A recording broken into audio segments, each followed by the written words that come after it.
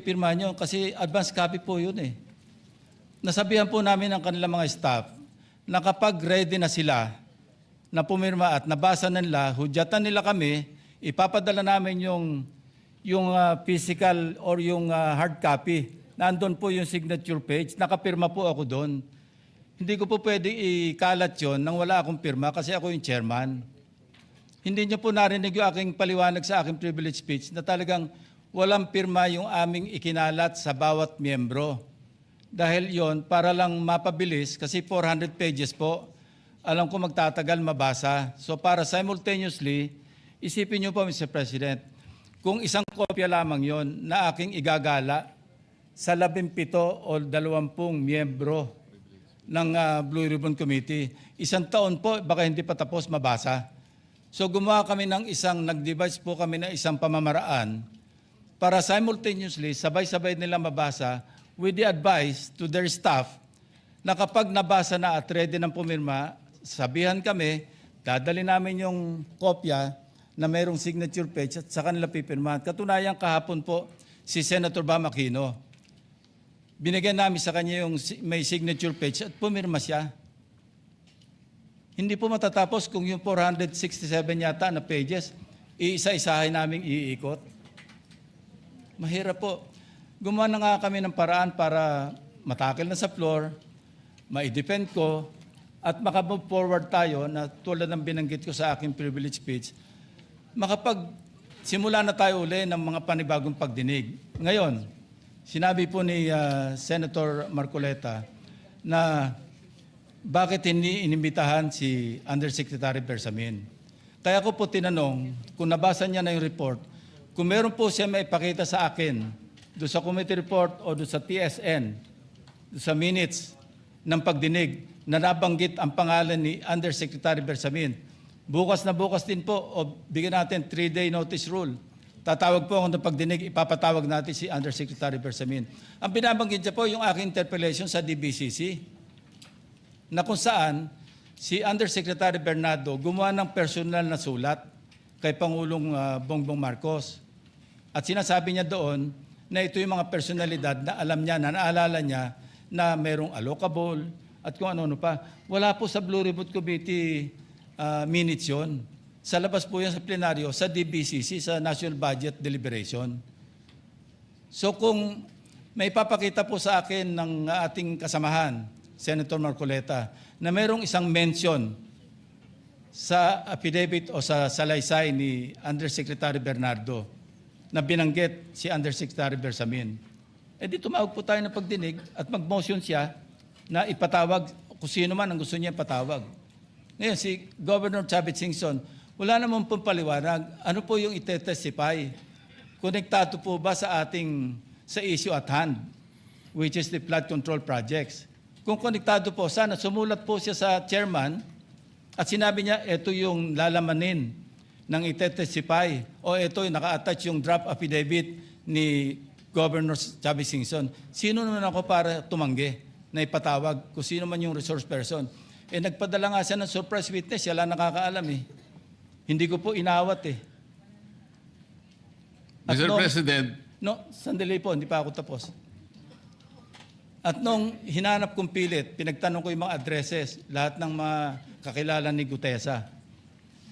At inalam po namin sa pamamagitan ng CCTV footage, baka naman merong sumalubong o merong kasama na pwede natin matunton kung nasan si Gutesa. Ganun po kasi ang aking pagnanais na talagang get to the bottom of this issue.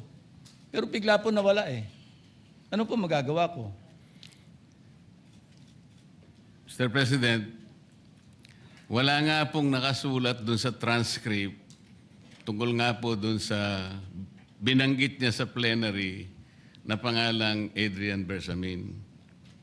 Paano nga pong mababanggit doon, Mr. President? Hindi nga niya pinatawag eh.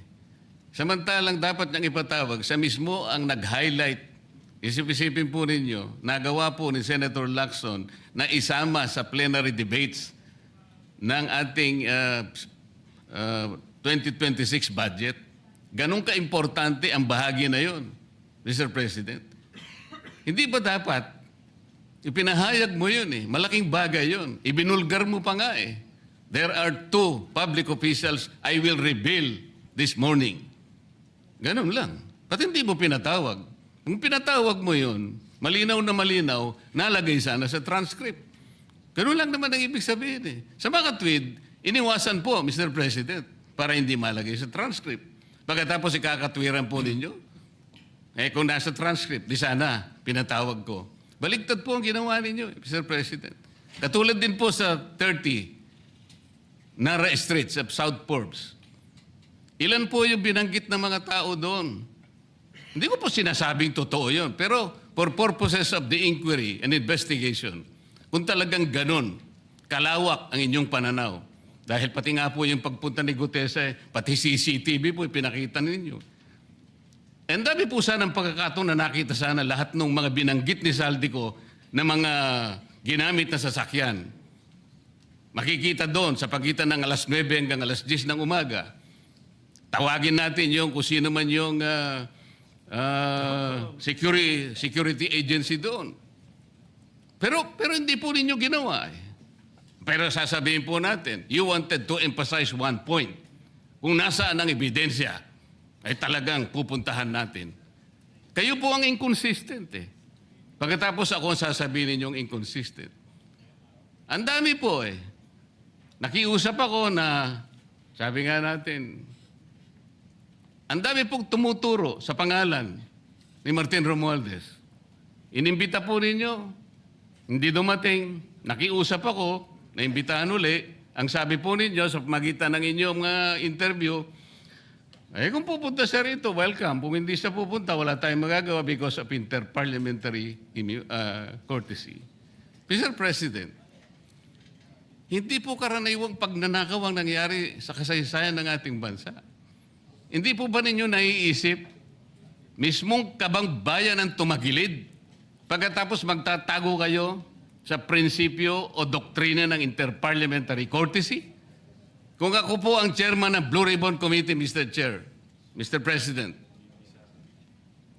hindi ko po igagalang inter-parliamentary immunity sapagkat ang pinag-uusapan dito interes ng mamamayan. Huwag po tayong magtago kung saan-saan. Sinabi po ninyo, Mr. President, Senator Lacson, yung Apostille Convention. Hindi pa pinahayag po ninyo sa isang pag-i-interview ninyo na kung si Saldico lamang ay makakuha ng isang subscribe statement, kahit sa Zoom lang, ipatatawag namin siya. Bakit hindi po ganun ang ginawa ninyo? Pwede naman siyang mag-Zoom pagkatapos na magkaroon ng apostilled sworn statement. Bakit hindi po ninyo ginawa? Meron naman pong Zoom eh. Natatakot yung tao. Nanganganib ang kanyang buhay. At palagay ko naman, nanganganib nga talaga. Iintay pa po ninyo na humarap sa inyo? Pwede naman ang Zoom eh. Kung talagang gusto nyong tuntunin ang lahat ng mga ebidensya na dapat nating puntahan. Ito po yung pinupunto ng aking privilege speech kahapon eh. Hindi ko nga po alam na kapag ako po ang magdi-deliver ng privilege speech, Mr. President, palagi po kayong nawawala. Kasi nga, nasa bandang huli na po ako eh. Pero kung talagang gusto nyo lamang, alam nyo naman, nasa agenda po natin kung sino po ang tatayo para mag-deliver ng privilege speech eh. Ayoko pong isipin na sinasadya ninyo. Ngunit narinig naman po ninyo eh. Mr. President, pagkatapos isasama yung Kalayaan Island Group, ano po ba talagang pinag-uusapan natin dito? Yung kapakanan ng bayan, pinipilit po nyong pinagtatanggol ko ang China. Sa March 12 po, Mr. President, Senator Lacson, sana po may panahon kayo sapagkat ipinatawag ko sa magitan ng isang resolution at ito po ay alam na ni Senator Erwin. Pinatawag ko po ang NAMRIA, pinatawag ko po ang Philippine Coast Guard, Philippine Navy, ang DFA, pinatawag ko rin po si Justice Carpio at saka yung professor sa UP. At kung sino man po ang interesado, pero once and for all, malaman po natin dito kung sino ang sinungaling, kung sino ang makatsina, kung sino ang naggagaling-galingan at nagpapanggap na expert in international law. Sana po, Senator Lacson, nandun po kayo. Mr. President, may we hear from the chairman of the Foreign Relations Committee? Because his name was mentioned. May I just confirm, if indeed he will call for a hearing and invite those people mentioned, Mr. President. With due respect. Well, as requested, if you would like to respond, Senator Erwin Tulfo. Thank you, Mr. Chair. This morning, I have received a letter from the Department of Foreign Affairs citing that they cannot attend, including NAMRIA, Mr. Chair, and we have already written to the various chiefs of staff of the members of the Committee on Foreign Affairs. They cited, including NAMRIA, that they cannot attend because of the fact that it is a matter of national security, Mr. President. And I also have a copy that will be sent to your office, Mr. President. The reason given by NAMRIA, the Armed Forces of the Philippines, and the Department of Foreign Affairs, Mr. President. In other words, Mr. President, the gentleman from Pampanga and Tarlac is confirming something that is not confirmed. Mr. President, that is too much of a statement. Kausap ko pa lamang ang chairman at kaming dalawa po nagkakausap at niremind pa nga ako yung mga nakarang araw na March 12, okay ka na. So, ang sabi ko sa kanya, ito po ang dapat nating maimbitahan. Bakit naman po nagkaroon ng issue sa national security ang pagdinig tungkol sa usapin sa West Philippine Sea? Mr. President? Ito na naman po ba ay patakaran para ilihis na naman? Hindi po pag-uusapan dito kung ano-ano mang klaseng teritoryo ang pag-uusapan dito. Ang pag-uusapan lang natin ay yung masigalot na pinalalaki nila at hindi nila maintindihan na walang kamatayang West Philippine Sea. Nakalagay po kasi sa Administrative Order number 29, dated 2012, Mr. President. 14 na taon nang nakararaan, minanduhan mismo ang NAMRIA at ang DFA na mag-submit ng mapa at mga charts sa opisina ng United Nations General as UN Secretary General at inotify ang lahat ng international organizations katulad ng IHO. Ano po bang ibig sabihin nun, Mr. President? Alam po ba ito ni Senator Lacson, yung Administrative Order number 29? This is something between the chairman of the Foreign Relations Committee and the gentleman from Tarlac and Pampanga, Mr. President. Hindi po, tinatanong ko po kayo. No, kasi, I don't know Administrative Order number 29. Mr. hindi po ninyo alam, sasabihin ko sa inyo. I don't Ulitin need ko. to know, Mr. President. I'm not interested. Hindi po kayo interesado sa isang bagay na napaka-importante sa ating bansa? Hanggang ngayon, hindi ma-drawing ang West Philippine Sea. Hindi kayo interesado? Hindi po ako rin interesado sa sinasabi ninyo.